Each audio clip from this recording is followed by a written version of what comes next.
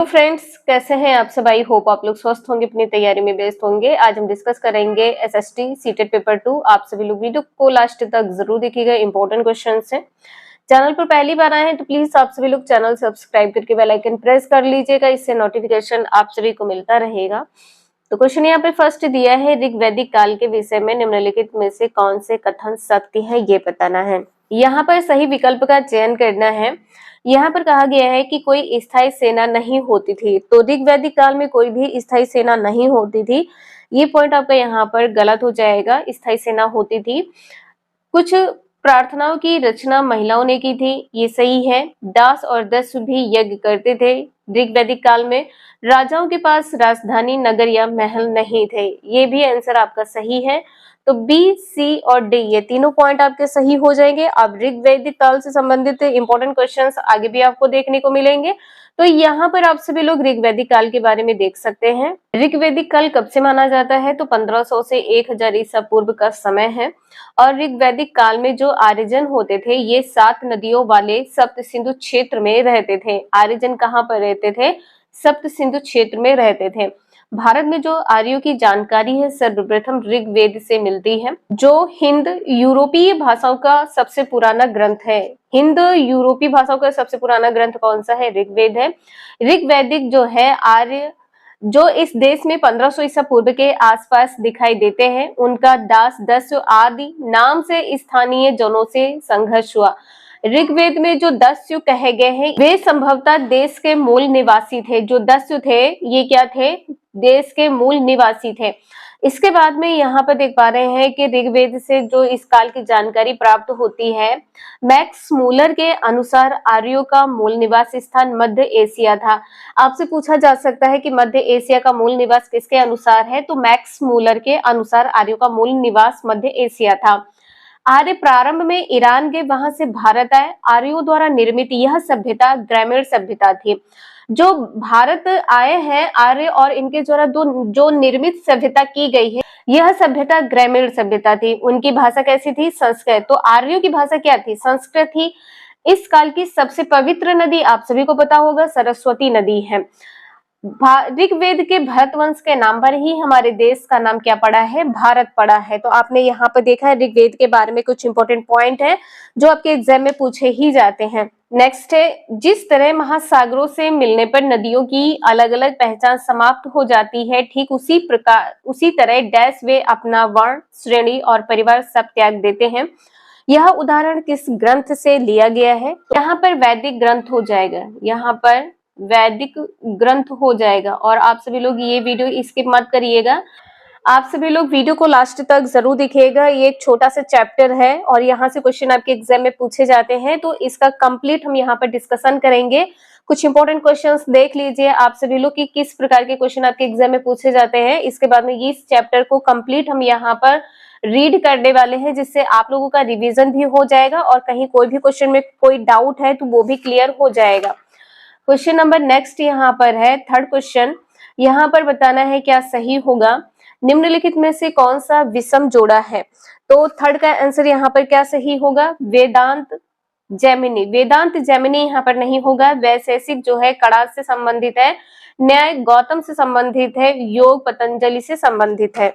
जैमिनी से क्या संबंधित है? पूर्व मीमांसा। जैमिनी से पूर्व मीमांसा संबंधित है। संस्थापक कौन है पूर्व मीमांसा के? तो जैमिनी है। सांख्य के कौन है? सांख्य के संस्थापक या प्रवर्तक कौन है? कपिल है। कपिल है। नेक्स्ट है, निम्न कथनों पर विचार करें और सही विकल्प का चयन करें। यहाँ पर अभी कथन दिया है कि आज से लगभग 2000 साल पहले चरक नाम के एक वैद्य पैदा हुए थे, जिन्होंने कहा था कि मनुष्य के शरीर में 360 हड्डियां होती हैं। तो यहाँ पर आंसर आपका क्या सही होगा? यहाँ पर अब कथन ए दिया है, इसके बाद में कथन यहाँ पर बी देख सकते हैं। दांतों के जोड़ और उपस्थितियों के संयोजन से चरक इस संख्या पर पहुंचे थे। फोर्थ का ए आंसर यहाँ पर सही हो जाएगा। ए और बी यहाँ पर दोनों सही। नेक्स्ट है, प्रारंभिक काल से शुरू करके आरोही क्रम में निम्नलिखित को सजाएं। यहाँ पर सीक्वेंस से लगाना है। आंसर यहाँ पर आपका क्या होगा? तो यहाँ पर देखिए, ये जो चारों पॉइंट है ये सीक्वेंस से लगे हुए हैं। वेदों की रचना पहले शुरू हुई है प्रारंभिक काल में पहले, इसके बाद में महापाषाणों के निर्माण की शुरुआत हुई है, इसके बाद में इनाम गांव में कृषकों का निवास हुआ है और इसके बाद में चरक। तो यहाँ पर आपका आंसर सी सही हो जाएगा, ए बी सी डी। आप सभी लोग कंटिन्यूटी जरूर बना के रखिएगा। वीडियो के लास्ट में आप सभी को यहाँ पर रिवीजन देखने को मिलेगा, एक एक पॉइंट यहाँ पर यदि कहीं पर भी कोई भी डाउट है तो आप सभी के एक एक पॉइंट यहाँ पर क्लियर हो जाएंगे। नेक्स्ट है रावी नदी का प्राचीन नाम था, तो आप सभी को पता है परुश्रणी था, सी आंसर यहाँ पर सही हो जाएगा। नेक्स्ट है ऋग्वेद के विषय में 3 कथनों पर विचार कीजिए, सही उत्तर का चयन कीजिए। यहाँ पर आपको बताना है क्या सही होगा। तो देखिए यहाँ पे कहा गया है कि यह 3500 वर्ष पूर्व लिखा गया था, जबकि आप लोगों को पता है जो ऋग्वैदिक काल का समय है ये क्या है, 1500 से 1000 ईसा पूर्व है। ठीक है, 1000 ईसा पूर्व का समय है, तो ए पॉइंट यहाँ पर गलत हो जाएगा। इसके बाद में यहाँ पर कहा गया है कि इसकी रचना प्राकृत में की गई थी, तो प्राकृत नहीं होगा, संस्कृत में की गई है। ठीक है, संस्कृत में की गई है। इसमें 1000 से अधिक प्रार्थनाएं हैं, तो बिल्कुल सही है। यहाँ पर आपका आंसर सी सही हो जाएगा, ए सही है और ए बी जो है ये गलत है। सी सही है, ए बी गलत है। यहाँ पर देख पा रहे हैं सी सही है, ए और बी यहाँ पर गलत है। नेक्स्ट है विनय पिटक एक ग्रंथ है जो अभिलेखित करता है किसको। विनय पिटक किसको अभिलेखित करता है, बौद्धों के नियम को। तो अर्थ का आंसर यहाँ पर डी सही हो जाएगा, बौद्धों के नियम को। नेक्स्ट है पूर्व पदु और भरत का वेदों में उल्लेख डैश की तरह है, किस तरह है, तो ये जन की तरह है। यहाँ पर ए आंसर सही हो जाएगा, जन की तरह है। नेक्स्ट है ऋग्वेद की मूल रचना डैश भाषा में हुई है, सभी को पता है संस्कृत भाषा में हुई है। 10th का आंसर यहाँ पर बी सही हो जाएगा, संस्कृत भाषा में हुई है। इसके बाद में यहाँ पर देख पा रहे हैं नेक्स्ट है इनमें से एक संगीतमय माना जाता है, कौन सा वेद है, तो यहाँ पर बी आंसर सही हो जाएगा, सामवेद है।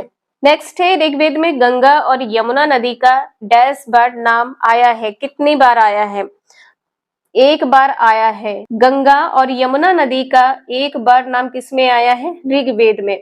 नेक्स्ट है नैनीताल झील को स्कंद पुराण में निम्न में से किस नाम से जाना गया है, किस नाम से जाना गया है, त्रिऋषि के नाम से जाना गया है, त्रिऋषि सरोवर के नाम से जाना गया है। आप सभी को पता है जो सत्यमेव जयते हैं ये मुंडक उपनिषद से लिया गया है, सी आंसर यहाँ पर सही है। नेक्स्ट है ऋग्वेद में कौन से 3 देवता विशेषकर प्रमुख थे, कौन से 3 देवता हैं, तो 15 का आंसर क्या होगा, अग्नि है, इंद्र है और सोम है। बी आंसर यहाँ पर सही है, अग्नि, इंद्र और सोम।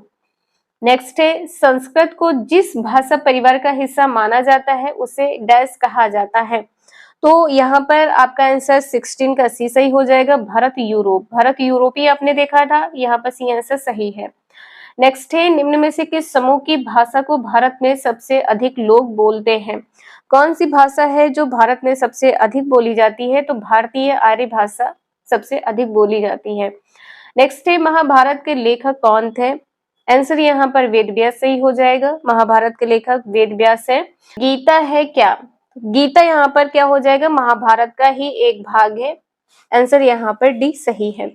अभी यहाँ पर इस चैप्टर के बारे में चलते हैं, तो इसके बाद में यहाँ पर आपने कुछ इंपॉर्टेंट पॉइंट्स देखे थे, तो हम सबसे पहले यहाँ पर देख लेते हैं कि जो वैदिक कालीन नदियां हैं ये इनके प्राचीन नाम क्या है। तो जो सतलज नदी है इसका प्राचीन नाम है शतुद्री नाम है, सतलुज का शतुद्री नाम है। रावी नदी का प्राचीन नाम पुरुषणी है, चेनाब नदी का प्राचीन नाम अस्किनी है, झेलम नदी का वितस्ता है, ब्यास नदी का विपासा है, काबुल का कुभा है और सिंध का सिंधु है। तो प्राचीन नाम से संबंधित क्वेश्चन आपके एग्जाम में पूछे जाते हैं, जरूर आप सभी लोग रट लीजिएगा। सभी लोग देख पा रहे हैं कि आर्यों के कबीले, आर्यों का सबसे महत्वपूर्ण कबीला कौन सा था, भरत था, और इसके शासक वर्ग का नाम त्रित्सु था। त्रित्सु ध्यान रखिएगा। ऋग्वेद में आर्यों के जिन 5 कबीलों का उल्लेख हुआ है वो कौन कौन से हैं, उनमें पुर है, यदु है, तुर्वस है, अनु है, द्रुम है, ये 5 है। वैदिक सभ्यता का नाम इसलिए पड़ा कि वेद उस काल की जानकारी का प्रमुख स्रोत था। जो वेद है उस काल की, मतलब यहाँ पे क्या कहा गया है कि वैदिक काल के, वेद 4 प्रकार के हैं, ऋग्वेद, सामवेद, अथर्ववेद और यजुर्वेद। वेदों को अपौरुषेय कहा गया है, यहाँ पे ध्यान रखिएगा, वेदों को अपौरुषेय कहा गया है। ऋग्वेद के बाद रचे ग्रंथ कौन कौन से हैं? सामवेद है, यजुर्वेद है, अथर्ववेद है तथा अन्य ग्रंथों व वैदिक साहित्य को उत्तर वैदिक ग्रंथ की संज्ञा दी जाती है। उत्तर वैदिक काल की संज्ञा किसको दी जाती है? तो यहाँ पर सामवेद है, यजुर्वेद है, अथर्ववेद है और अन्य ग्रंथ भी हैं और वैदिक साहित्य है। अध्ययन की दृष्टि से जो वैदिक काल है इसको 2 भागों में विभक्त किया गया है। पहला क्या है? ऋग वैदिक काल है, जो समय क्या है 1500 से 1000 ईसा पूर्व है, और जो दूसरा समय है ये वैदिक काल है, 1000 से 600 ईसा पूर्व का समय है। अभी यहाँ पे देख पा रहे हैं कि ऋग्वेद के बारे में, यह सबसे पुराना वेद है, लगभग 3500 साल पहले इसकी रचना हुई है। ऋग्वेद की जो रचना है कब हुई है? 35 साल 100 पहले इसकी रचना हुई है। ऋग्वेद विश्व का प्रथम प्रमाणिक ग्रंथ है। प्रथम प्रमाणिक ग्रंथ कौन सा है? तो ऋग्वेद है। यह देवताओं की स्तुति से संबंधित रचनाओं का संग्रह है। सूर्य से संबंधित देवी सावित्री को संबोधित प्रसिद्ध गायत्री मंत्र भी ऋग्वेद में ही है। तो सूर्य से संबंधित कौन सी देवी हैं? तो सावित्री हैं और इनको प्रसिद्ध गायत्री मंत्र ऋग्वेद में ही मिलता है। नेक्स्ट है, यह वेद 10 मंडलों में विभक्त है। ऋग्वेद में 10 मंडल हैं। 2 से 7 तक के मंडल प्राचीनतम माने जाते हैं। प्रथम एवं 10th मंडल बाद में जोड़े गए हैं। पहला और 10वां मंडल बाद में जोड़ा गया है। वेरी वेरी मोस्ट इंपोर्टेंट है, तो ध्यान रखिएगा।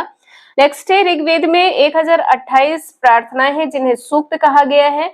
1028 सूक्त विभिन्न देवी देवताओं की स्तुति में रचे हैं। इनमें से 3 देवता महत्वपूर्ण है। कौन से? अग्नि, इंद्र और सोम। आपने अभी देखा है कि कौन से 3 देवता महत्वपूर्ण है, तो अग्नि है, इंद्र है और सोम है।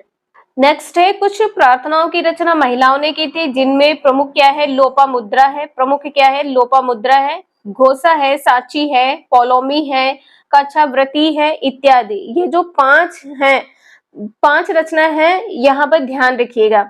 ऋग्वेद का पाठ करने वाले को क्या कहते हैं? होत्र कहते हैं। नेक्स्ट है, अस्तोमा सदगमय वाक्य किससे लिया गया है? तो ऋग्वेद से लिया गया है। ऋग्वेद की भाषा क्या है? प्राक संस्कृत है या वैदिक संस्कृत कहलाती है। ऋग्वेदिक की भाषा कौन सी है? वैदिक संस्कृत है। ईरानी भाषा के प्राचीनतम ग्रंथ जो अवेस्ता है, इससे ऋग्वेद की अनेक बातें मिलती हैं। जो ईरानी भाषा की प्राचीन ग्रंथ है, कौन सी? अवेस्ता, इससे ऋग्वेद की अनेक बातें मिलती हैं। इसके बाद में है सामवेद। सामवेद को भारत की प्रथम संगीतात्मक पुस्तक होने का गौरव प्राप्त है। तो यहाँ पर आपने देखा है कि गाई जा सकने वाले जो वेद है वो कौन सा है? तो सामवेद है। सामवेद की रचना ऋग्वेद में दिए गए मंत्रों को गाने योग्य बनाने के उद्देश्य से की गई थी। नेक्स्ट है, सामवेद की रचनाओं का गान करने वाला उद्गात्र कहलाता है। उद्गात्र कहलाता है। नेक्स्ट है यजुर्वेद। यजु का अर्थ होता है यज्ञ। इसमें यज्ञ की विधाओं का वर्णन किया गया है। यजुर्वेद ग्रंथ में पहली बार राजसूय तथा वाजपेयी जैसे 2 राजकीय समारोह का उल्लेख है। यजुर्वेद में पहली बार किसका उल्लेख किया गया? किस समारोह का? तो राजसूय है तथा वाजपेयी है। यजुर्वेद की भाषा गद्यात्मक व पद्यात्मक दोनों है। गद्य व पद्य में कौन सा वेद है? तो यजुर्वेद है। यजुर्वेद का पाठ करने वाले को क्या कहते हैं? अथर्वयु कहते हैं। अथर्वयु कहते हैं। इसके बाद में है अथर्ववेद। अथर्ववेद में प्राक ऐतिहासिक युग की मूलभूत मान्यताओं, परंपराओं तथा अंधविश्वासों का चित्रण है। इसकी रचना अथर्व ऋषि ने की थी। अथर्ववेद की रचना अथर्व ऋषि ने की है। इसमें रोग तथा उसके निवारण के साधन के रूप में जादू टोना आदि की जानकारी यहाँ पर दी गई है। दुआ ताबीज, जादू टोना टोटका सब किसमें होता है? अथर्ववेद में। नेक्स्ट है ब्राह्मण ग्रंथ। ये प्रार्थना तथा यज्ञ उत्सव से संबंधित ग्रंथ है। इनका विषय कर्मकांड से संबंधित है। भाषा किस प्रकार की है? गद्यात्मक है। संक्षेप में इनमें यज्ञ विज्ञान का उल्लेख है। यज्ञ विज्ञान का उल्लेख संक्षेप में किसमें है? तो ब्राह्मण ग्रंथ में है। महत्वपूर्ण ब्राह्मण ग्रंथ कौन कौन से हैं? ऐतरेयी है, कौशितकी है, तांडय है, जैमिनी है, तैतरीय है, शतपथ है, गोपथ है, ब्राह्मण वेद और उपवेद तथा ब्राह्मण है। ये सभी महत्वपूर्ण ग्रंथ हैं और इससे क्वेश्चन एग्जाम में आपके कई बार रिपीट हो चुके हैं। यहाँ पर आप सभी देख सकते हैं वेद, उपवेद तथा ब्राह्मण। वेद यहाँ पर ऋग्वेद, उपवेद कौन सा है? आयुर्वेद है। ऋग्वेद का उपवेद कौन सा है? आयुर्वेद है। और इसमें जो ब्राह्मण है कौन कौन से हैं? ऐतरेयी है और कौशिकी है। यजुर्वेद में उपवेद कौन सा है? धनुर्वेद है और इसमें ब्राह्मण, तैत्तिरीय, शतपथ है, वाजस्नेयी है। सामवेद में क्या है? गंधर्व वेद है और इसमें ब्राह्मण कौन से हैं? तो पंचविश है, षड्विश है, जैमिनी है, छांदोग्य है। अथर्ववेद में उपवेद कौन सा है? तो शिल्प वेद है और ब्राह्मण इसमें गोपथ है। तो यहाँ पर आपने इसके ऋग्वेद से संबंधित इंपॉर्टेंट क्वेश्चंस देखे हैं। अभी तक जितने भी क्वेश्चन सॉल्व किए हैं यहाँ पर आप सभी को देखने को मिले हैं। इसके बाद में है महाभारत। महाभारत का मूल नाम क्या है? जय संहिता है। इसमें 90,000 से भी ज्यादा श्लोक है। यह दुनिया का सबसे बड़ा महाकाव्य है। इसके रचयिता कौन है? महर्षि वेद व्यास है। भगवत गीता महाभारत का ही एक भाग है। तो जो भगवत गीता है किसका भाग है? महाभारत का है। रामायण, इसको आदि काव्य भी कहते हैं। इसमें 24,000 श्लोक हैं और इसके रचयिता कौन है? महर्षि वाल्मीकि है। अगर आप सभी लोग ये चैप्टर कहेंगे तो हम आपको अलग से चैप्टर वाइज वीडियो प्रोवाइड कर देंगे। तो आज के लिए इतना ही, मिलते हैं नेक्स्ट क्लास में। Thank you for watching this video.